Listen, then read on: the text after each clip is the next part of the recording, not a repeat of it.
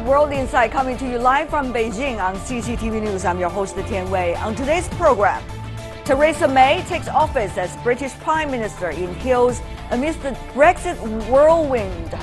To lead a country and party still divided on the EU, can Brits expect a fresh breeze of change? And nationwide protest over last week's Dallas shooting has once again sparked a widening rift between the white and black in the U.S. Can Washington bridge the racial divide?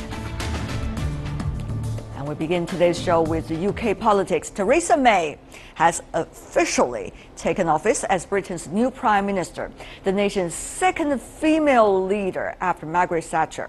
She vows to build a country that works for everyone and eyes a bold new positive role for Britain after Brexit.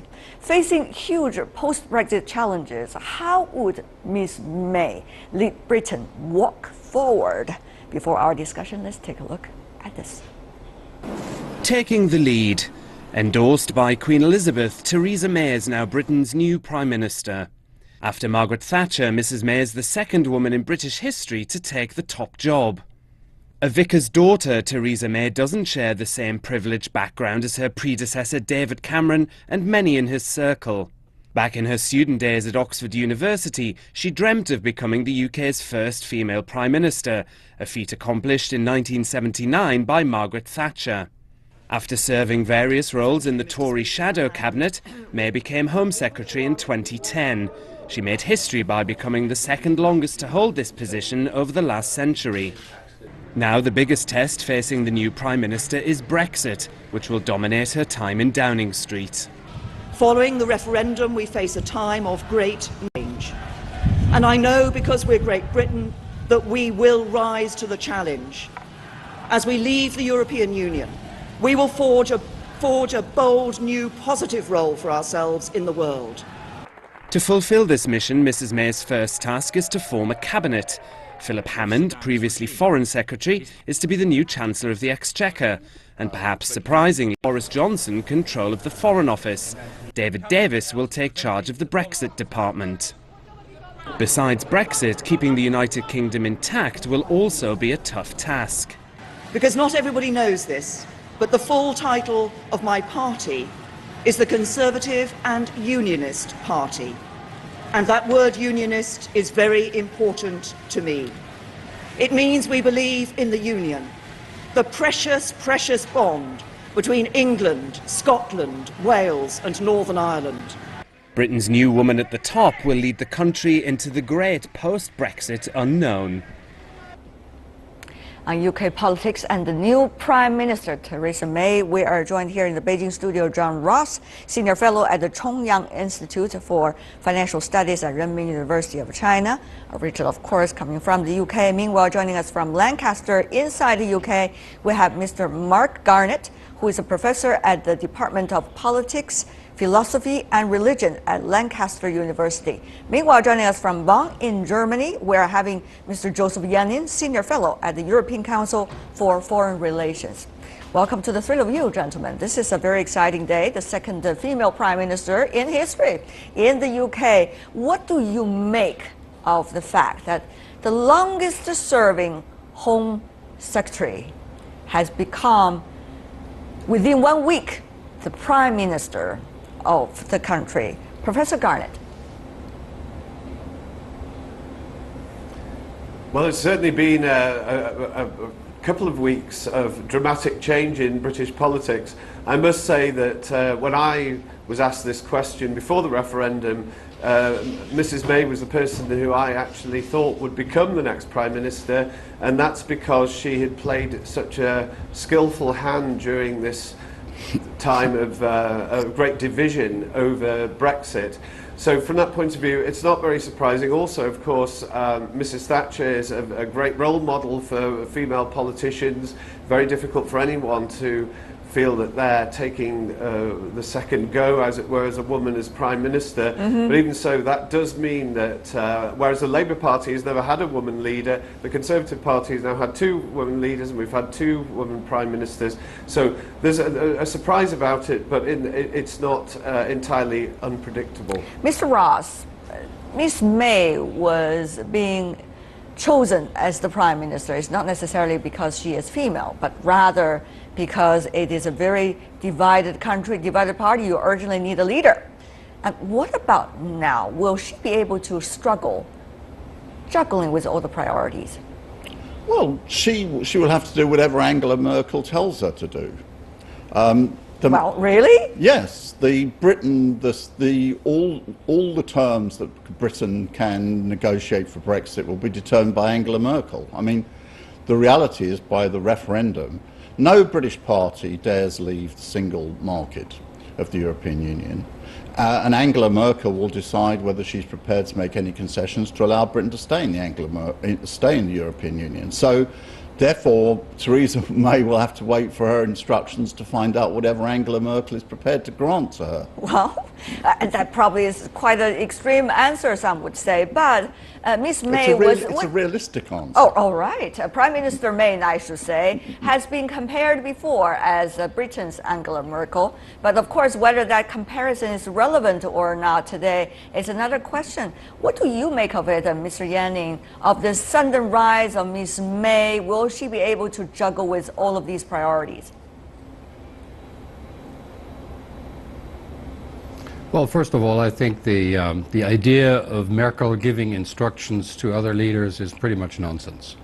This is a negotiation process, and Merkel will have a role in there, and she will pursue pretty much the same policies as other heads of government in the EU. In fact, she will be rather interested in getting a fair deal agreed with Britain.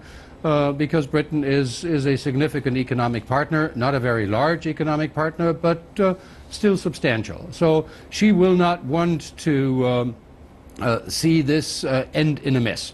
Now, her priorities, I think, are pretty clear. She has to get this Brexit process underway, and she has to put it on the right track. And that will require that she makes sure that the next steps are taken on a rather realist assessment of where Britain actually is. So her designated, or her new, in fact, secretary for exiting the European Union, I think, has some rather unrealistic ideas about how easily Britain could negotiate free trade agreements before actually leaving with other countries. I don't think it's going to be that way. All right. We will leave whether the two ladies will have chemistry to one another, Angela Merkel and Theresa May, for future discussion. So today, let's focus on the new cabinet coming into the office and a new prime minister. Professor Garnett, let me ask you about this.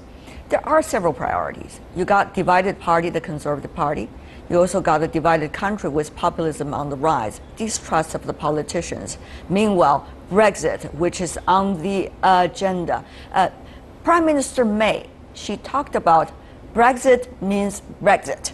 That means out in her speech when she was doing the inaugural speech. So what would that mean? Understanding the fact that, Professor, that Prime Minister May, when she was the Home Secretary, she has been Eurosceptic. However, she was with the Remain campaign. Yes, indeed. She clearly had some disagreements with the European Union, but overall came down in favour of membership. And that's a very pragmatic view of the subject when so many people have very emotional views. That was one of the reasons that I thought that she would make a suitable leader. She did say that Brexit means Brexit, but of course Brexit is a very complicated process. I think what she was trying to say was that she was going to enter negotiations with a determination to present the case which the British people had asked her to present. In other words, this very narrow verdict in the referendum in favour of leaving had to be taken seriously. But I think she is the kind of person, nevertheless, who is going to take developments and events into account.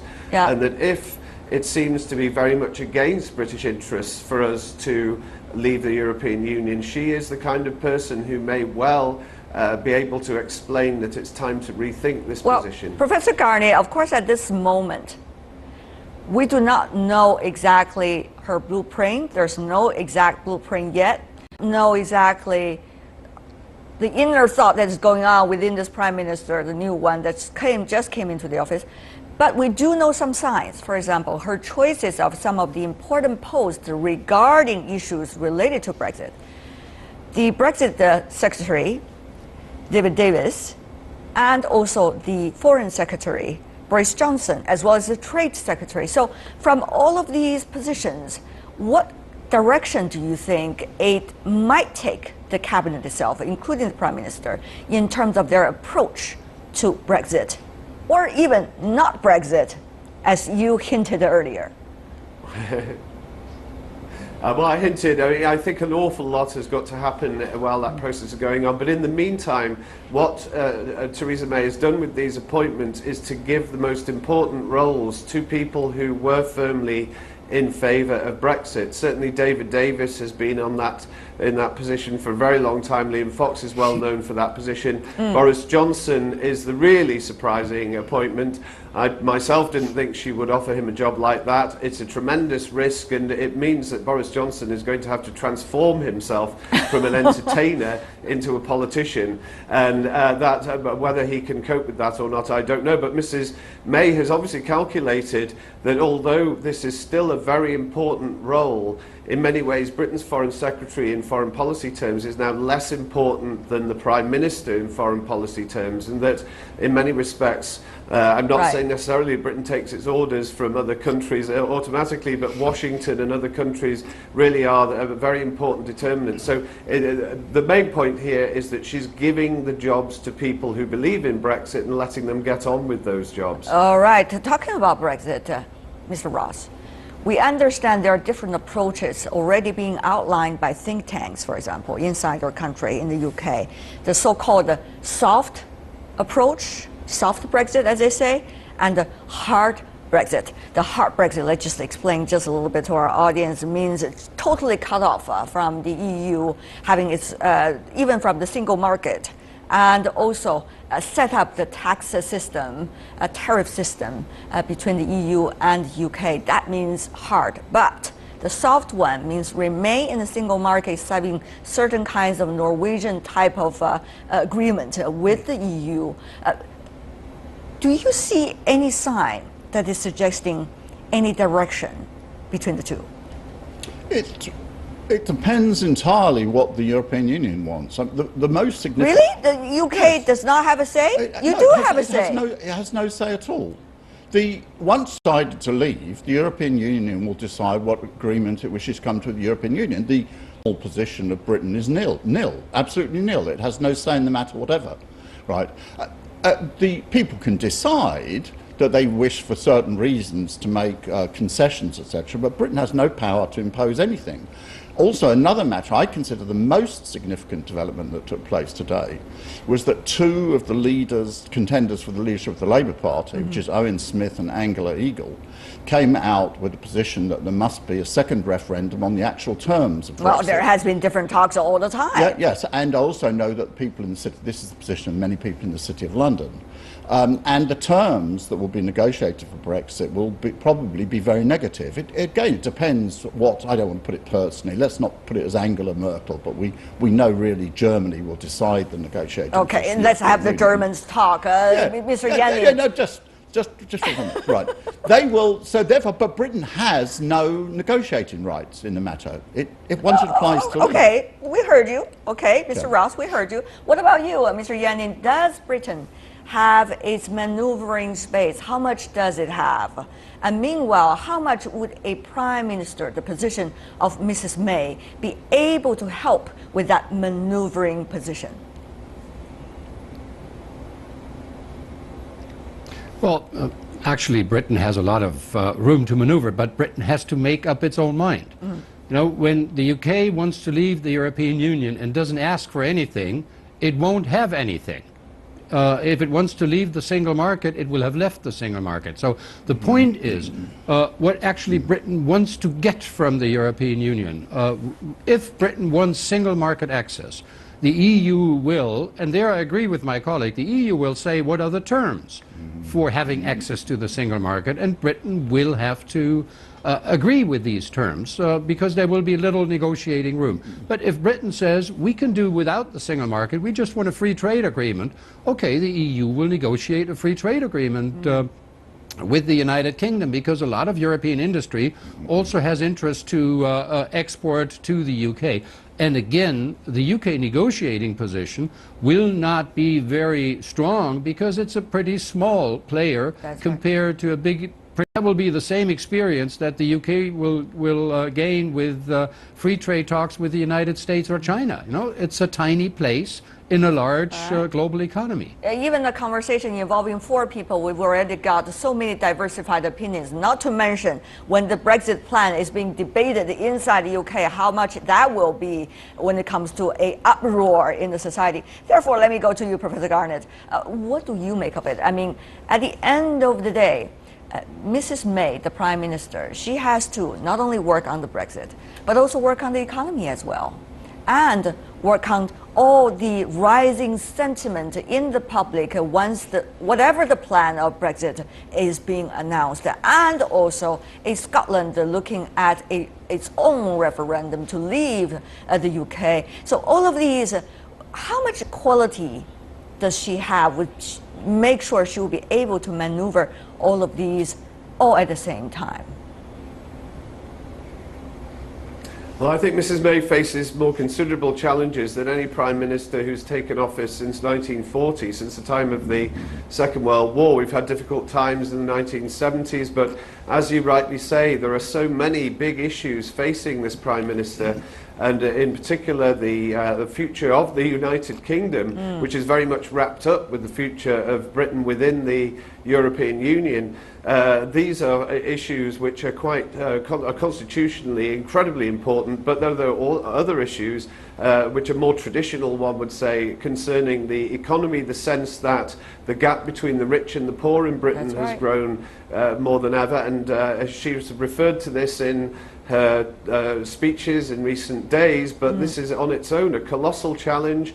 Mr. Blair came to office in 1997 saying that he was going to reduce the gap between the rich and the poor, and he failed, and so very difficult to see. So Mrs. May herself is a very tough and pragmatic politician, very good at decision making, but she's also going to have to delegate. She's going to have to choose responsible and capable people, because no single person can cope with one of these dilemmas on their own, let alone all of them at once. Well, we understand, Ms. Yanning. Let me just inform you, I'm sure you probably is much better informed than I am about Mrs. May, that she is one who loves cooking. She even have more than 100 cookbooks, I was told. But would she be able to put all of these ingredients and crises together and come up with something that is edible? That is a big question, particularly with another election not too far away, because we're talking about the election system and the cycle once again. So what do you make of it, Mr. Yanning, the prospect for this lady at a crisis? Well, you know, she has all these cookbooks, but probably, as Professor Garnett was saying, there is no recipe for the meal that she's about to prepare. So there has to be some trial and error. And there her pragmatism has to, or will be tested, because she will have to continuously adjust her policy to the realities that she is going to find. And some of them are only unfolding, you know, and some of them will enforce her to correct and interpret the beliefs and perceptions that a lot of her countrywomen and countrymen have about their place in the world. And that, I think, will be decisive on her success, whether she will be able to make these adjustments and take along the people into a more realist approach to the outside world.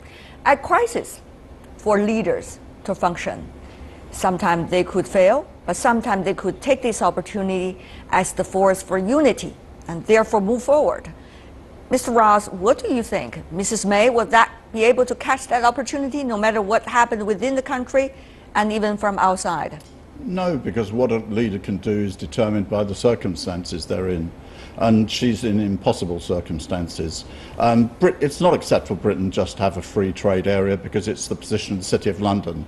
Unless the City of London can have access to the single market, the British economy is in a great mess. And that's determined whether it has access to the single market, as my German friend said, by whether the European Union agrees to it or not. All right. I see you always want to pick up the fight and debate with Mr. Yenin. I guess we'll have to leave it for another time. But thank you so much for the three of you, gentlemen, for joining us on this very important day for the UK and also for the Europe as well.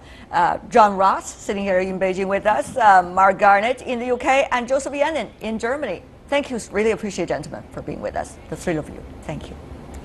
Stay with us here on World Insight. We got our final segment coming right up. An eruption of racial tensions in the U.S. threatened to boil over after last week's Dallas shooting as the racial divide continues to widen in the wake of more killings.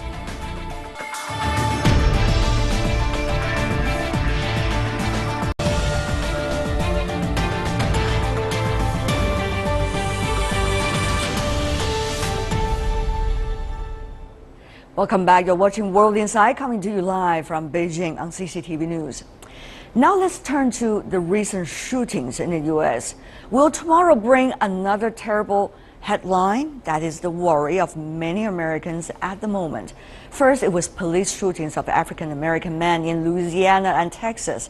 Then came the murder of 5 Dallas cops. Last week was a shock to the nation. Before we move on to our discussion, let's take a look at this.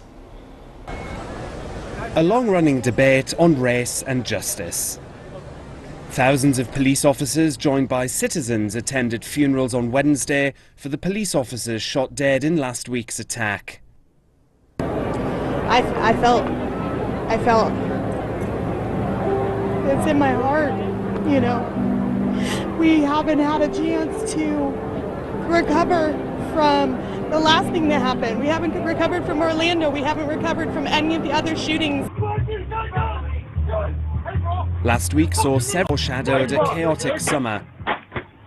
In 2 separate incidents, 2 black men were fatally shot by police in the US states of Louisiana and Minnesota, igniting angry nationwide protests by African Americans against police brutality and racial discrimination.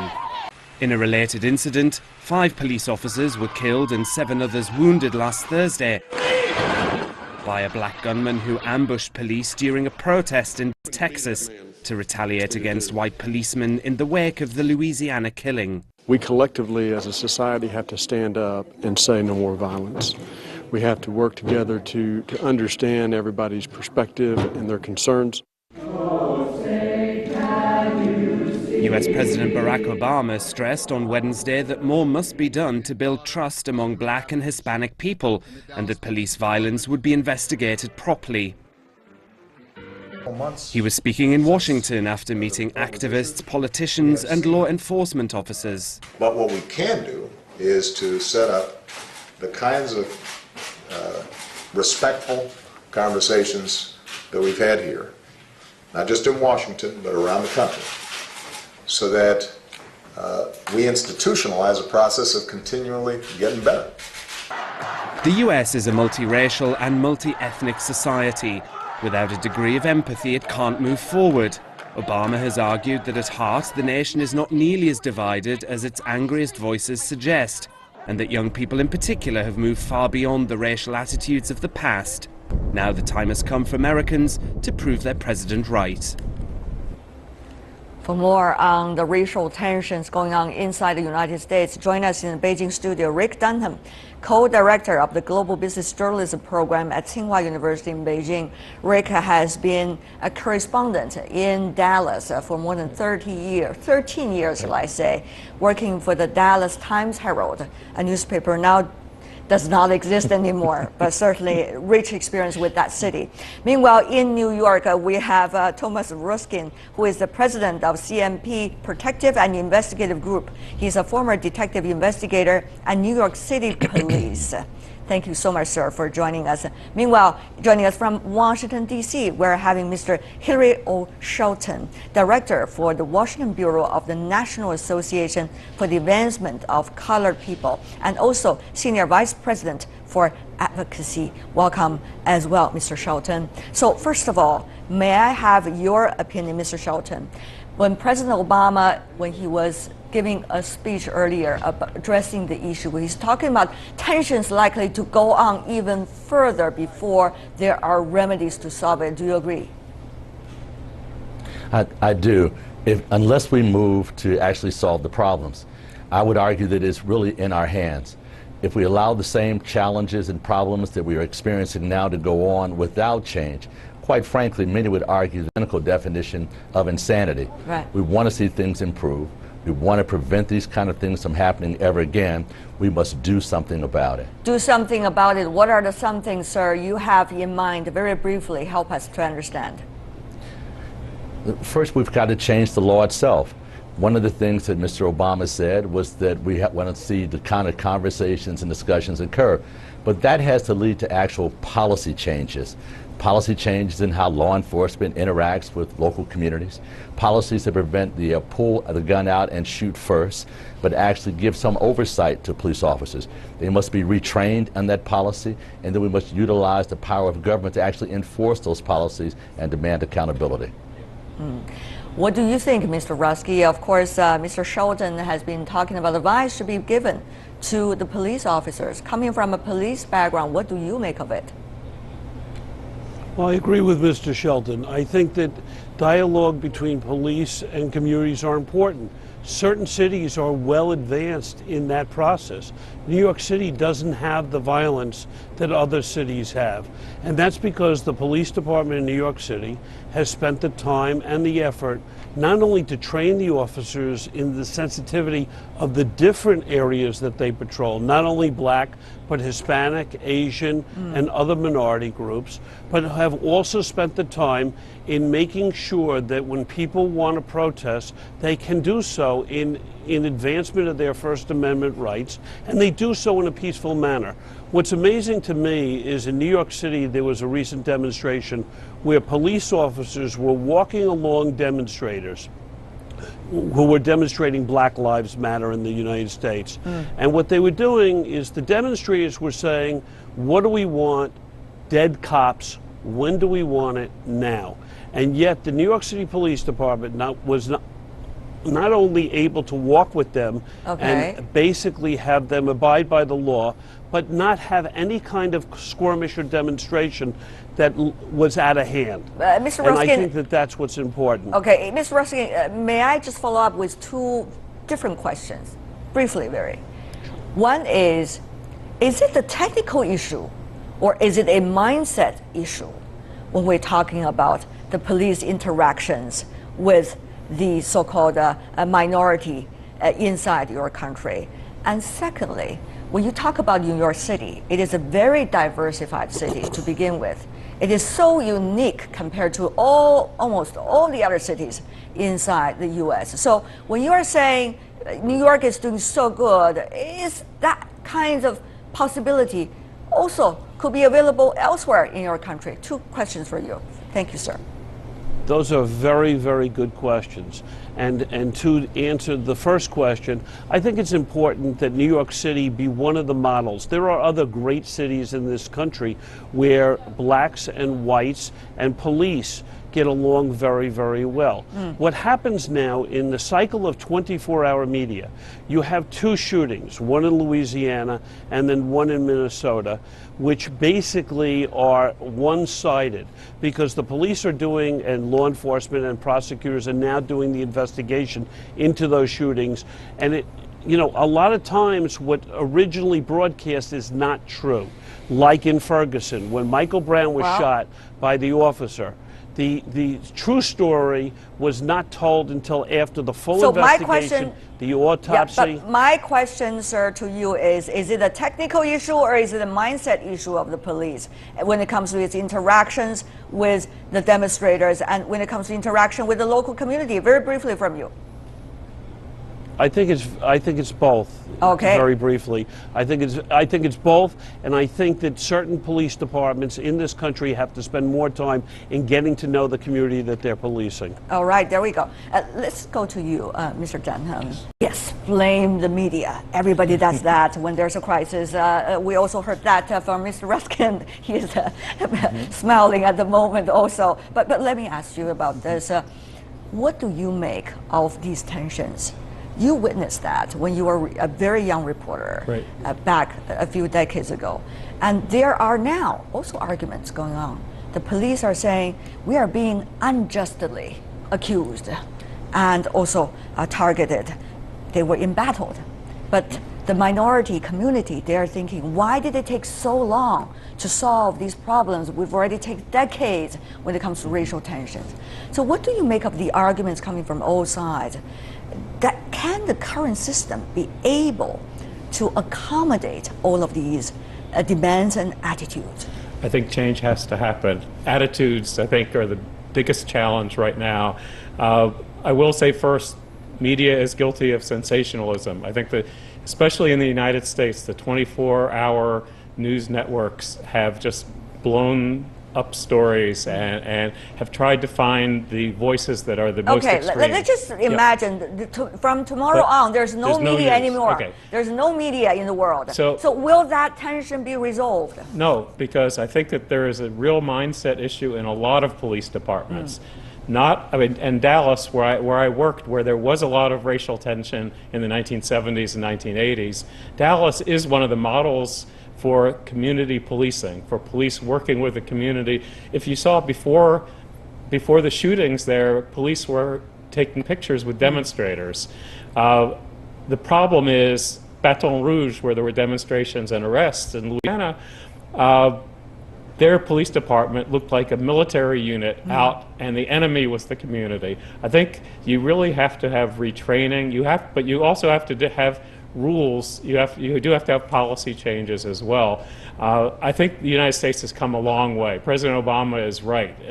It's not the 1960s, but there's still a racist like the 1960s, and there still are police departments that target minorities. There was a senator from South Carolina who today in the United States was talking about how he's been stopped 7 times, an African-American senator, conservative Republican senator, and he talked about how humiliating it was as the senator for the state of South Carolina to have white police officers stopping him for traffic stops.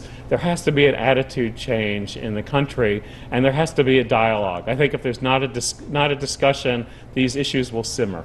Well, Mr. Sheldon, help me, because I have a very short memory of the United States, but you do have much longer. So didn't you have those conversations already? Back in the 60s, in the 70s, the civil rights movement, which has been advocated once and again every year being celebrated, where is those conversations? And what is the nature of the conversation you had, and what about the conversation you should have? No, very good. And certainly it begins with the conversation. One of the biggest problems we've had in this country, of course, is we've also lived in very segregated communities. So different perspectives develop, different points of view. So in essence, when we've talked about the issues and challenges of police brutality, racial profiling, and other issues in relations between the African American community and local law enforcement, they're issues that don't really get resolved. That is, the problems get laid out, the issues arise, but no major change is made. One of the big problems right now, and I agree that our country has moved forward in many ways, there's so much more that needs to be done. So if you think about things now, last summer we had some very high-profile police shootings. Even a 12-year-old kid playing with a toy gun shot in his chest by a police officer that arrived, and within 2 seconds of arriving at that playground decided that that toy gun was a real gun and killed the kid. In essence, we've seen other cases of unarmed African Americans in which this has happened.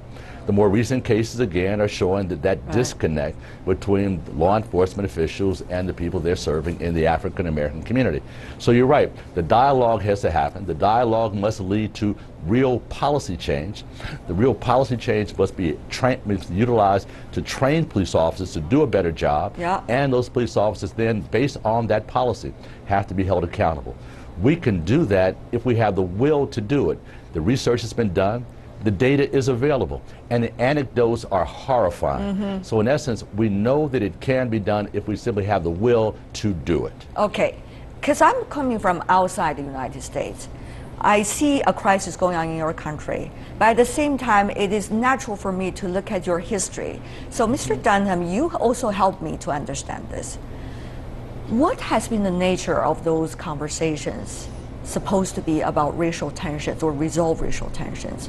Were they just about political correctness, or were they about really changing the mindset of every individual inside your country? Well, the words political correctness get me to react negatively. I know, I already saw that. Because it always means something that I don't agree with. I think yes, there are people who try to intimidate other people into not doing things for what would be supposedly politically correct. I don't think that's the problem. I think that a lot of demagogic politicians are using the term to try to silence people who disagree with them. The discussions you have to have are discussions like Tim Scott, the senator I talked about, was saying, and talking to other conservative Republicans, or Newt Gingrich, who's one of the people on the short list for Donald Trump for vice president, who inelegantly said that, quote, normal white people don't understand what happens to African American men. Yes, that is the kind of thing there has to be discussion. My wife is from Southeast Texas, which is an area where there is a lot of racial tension, and a lot of white people just believe that black people are different. We're all human beings. You have to start with an honest discussion. Right. I can see Mr. Dunham already becoming very passionate at the moment he's talking, not as a journalist anymore. Right. But having said that, though, we see this passion and compassion about this issue, not just in daily conversations or on TV, but rather also among the presidential candidates. So what would that mean when the presidential campaign, a lot of that is seasoned by this issue? Right. And what would those rhetorics mean for the future direction of finding solutions to these issues? Well, Mr. Dunham, very briefly from you. I'm not about to endorse any presidential candidate. I hope you're not here. But a lot depends on who's elected president. Hillary Clinton's slogan is "Better Together." Her whole idea is the togetherness. Donald Trump's campaign is appealing to a lot of disaffected white voters. So a lot will depend on who is president and then what they say as the leader of the country. All right, Mr. Raskin, what do you make of a presidential campaign vis-a-vis what is going on, the racial tensions inside our country? Does it help, or is it likely to lead to even a worse situation, more tensions? It depends on which candidate you look at. If you look at Donald Trump, as Mr. Dunham just said, you're looking at a man who is spewing rhetoric that is not helping the racial divides in this country. You look at someone like Hillary Clinton, where she's more looking to bridge those gaps. But, to the point that was made before, it depends on the area of the country that you're looking at in policing relative to these racial divides. When cops are going out and they feel like they have targets on their back, they are reacting appropriately to protect themselves, and maybe sometimes overprotecting. With 800 to 900,000 law enforcement officers in this country, you're dealing with a large population of law enforcement people. If you go to a demonstration and bottles and rocks and other at you, then police react accordingly with tear gas and riot gear accordingly. In Dallas, last week, they weren't wearing riot gear. They were wearing their normal uniforms because, as Mr. Dunham said before, the racial divides in Dallas have been diminished by the administration and by police training. Okay, we are seeing Mr. Raskin really want to explain on the behalf of the police as to how. Mr. Shelton, what do you make of it? The issue of race has once again become a very hot debated issue inside the presidential campaign. How is it likely to be politicized? And politicizing it, what does that mean? Oh, I think there needs to be more discussion within the political campaigns. I mean, keep in mind that as we're moving into the November election cycle, you have two distinctive political parties. Both parties are on their way to their national conventions. Next week, the Republicans will meet. And in addition to actually deciding who their nominee is to run for president as a Republican, they're also deciding what their policy agenda is. They're determining their platform. The Democratic Party will be doing the same thing the very next week. We've been following both political parties to see how they're addressing these issues in their policy agenda, that is, their platforms. And what we're seeing is that the Democratic Party is very specific about the issues it wants to address. I think even Hillary Clinton has said that we have got to address the issue of having data-driven policing. Right. We've got to do the research, we've got to craft the policies and move it forward. We are hoping to see the same thing happen from the Republican Party as well. Okay. And NAACP is nonpartisan. We're just looking at agendas. But it can indeed be done. But it's going to require changing those positions. I see. We're also going to have to begin looking at the police departments as government agencies. That's what they are. Okay, we're having a big list. That oversee it. Yeah, we're having a big list to do. But at this moment, we're wrapping up our show. Sure. But before we go, I want to share some numbers with you. Some have drawn the parallels, as both of you mentioned, between 1916 and 1968. Obama says the U.S. isn't as radically divided as it was during the strife and riots that racked the country in the 1960s. Let's take a look at these numbers. A New York Times CBS News poll released Wednesday found that 70% of Americans say race relations are generally bad and lowest since 1992, and there's growing pessimism. Only 9% of Americans believe race relations are getting better, while 59% think they are getting worse. Of course, there is a margin difference when it comes to every poll. Having said that, though, before we go, what is the solution? I think the solution is honest discussion. Mr. Shelton said it very well, too. The other side of it, we have to have an honest discussion about the risks that the police face as well. But we have to have honest discussions of communities of color and police. All right, and probably even beyond. Yes. Thank you so much, gentlemen, the three of you, for being with us and share your insights from your perspective. All of them are very important in this discussion. Rick Dunham, Thomas Ruskin, and also Hillary Shelton. Really appreciate it. Thank you for being with us. And with that, we are coming to the end of today's show. If you'd like to see more of our program, visit our website. Just type in World Insight CCTV News into your search engine. You will be able to find us, or you can also check out our YouTube channel. From me, Tian Wei, and everyone at the World Insight team, thanks for watching. And tune in again tomorrow for more insights from across China and around the world. Good night.